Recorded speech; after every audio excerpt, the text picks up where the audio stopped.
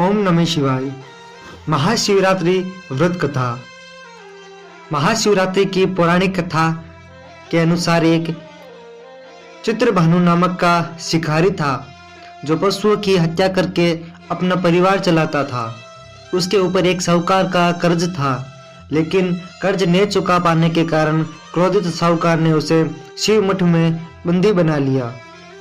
संयोग से उस दिन शिवरात्रि का पर्व था।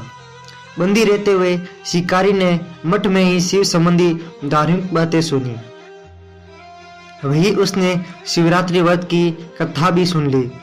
जब शाम हुई तो साहूकार ने उसे बुलाया और पूछा कि कर्ज कब तक चुका पाओगे। शिकारी ने साहूकार को अगले दिन सारा ऋण लौटा देने का वचन दे दिया। ऐसा सुनते ही साहूकार ने उसे छोड़ दिया। फिर शिकारी जंगल में शिकार के लिए निकल गया। दिन भर बंदी गृह में रहने के कारण वह भूख प्यास से परेशान हो रहा था। सूर्यास्त होने पर वह एक जलाशय के पास गया और वहां पर एक पेड़ पर थोड़ा सा जल पीने के लिए लेकर चढ़ गया। अब वह यहीं पर किसी जानवर के आने का इंतजार करने लगेगा, क्योंकि उससे पूरी उम्मीद थी कि यहाँ कोई न कोई जानवर अपनी प्यास बुझाने जरूर आएगा। शिकारी जिस पेड़ पर बैठा था वह बेलपत्र का पेड़ था और उसी पेड़ के नीचे पत्तों से ढका हुआ शिवलिंग भी मौजूद था। शिकारी ने मचान बनाते समय जो टहनियां तोड़ी वे संयोग से शिवलिंग पर जा गिरी। इस प्रकार दिन भर भूखे प्यासे रहने की वजह से शिकारी का शिवरात्रि व्रत भी हो गया और शिवलिंग पर बेलपत्र भी चढ़ गए। कुछ समय बाद गर्भिणी मृगी तालाब पर पानी पीने पहुंची।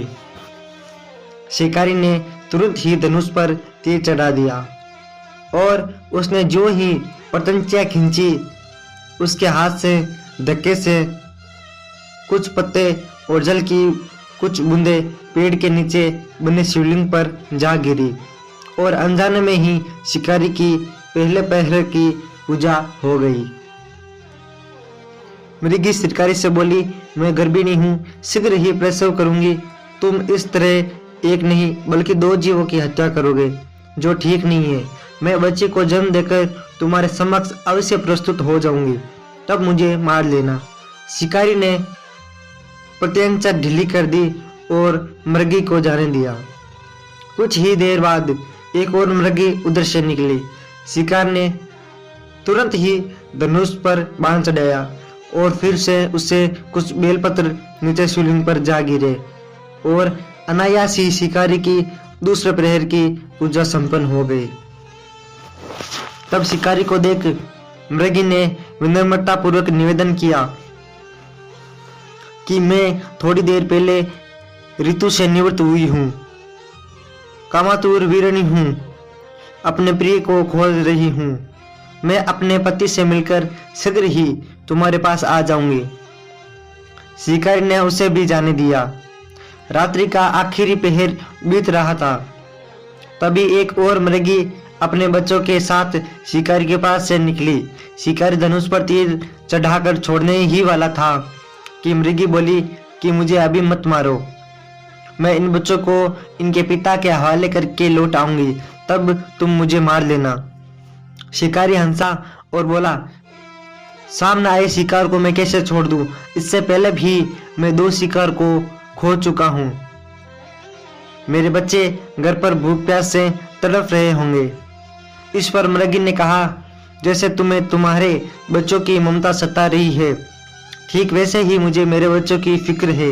इसलिए सिर्फ बच्चों के नाम पर ही सही मुझे थोड़ी देर के लिए जीवन दान दे दो। मेरा विश्वास करो, मैं इन्हें इनके पिता के पास छोड़कर अवश्य आपके पास आऊंगी। मृगी का दीन स्वर सुनकर शिकारी को उस पर दया आ गई और उसने उसे भी जाने दिया। शिकार न कर पाने से परेशान होकर शिकारी बेलपत्र तोड़ तोड़ कर नीचे फेंकता जा रहा था। इस तरह से उसकी तीसरी प्रहर की पूजा भी स्वतः ही संपन्न हो गई।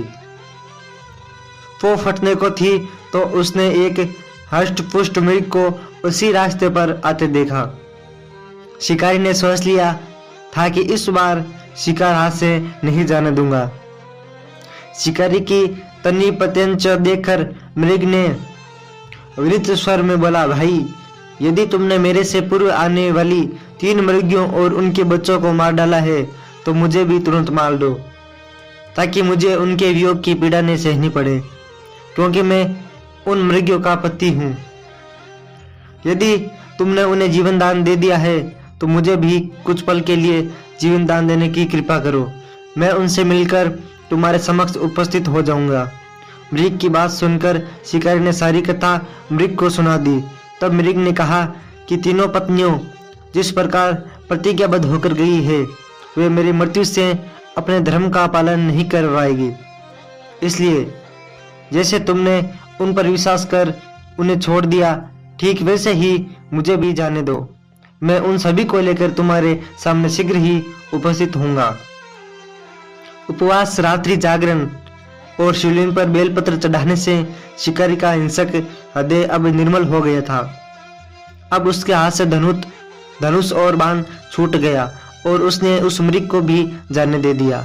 थोड़ी ही देर बाद वे मृग अपनी तीनों पत्नियों के साथ शिकारी के समस्त उपस्थित हो गया, किंतु जंगली पशुओं की ऐसी सत्यता, सात्विकता और प्रेम भावना देखकर शिकारी को बड़ी ग्लानि हुई।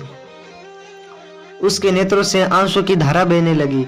शिकारी ने उस मृग परिवार को जाने दिया, साथ ही उसने अपने कठोर हृदय को जीव हिंसा से सदा के लिए हटा दिया।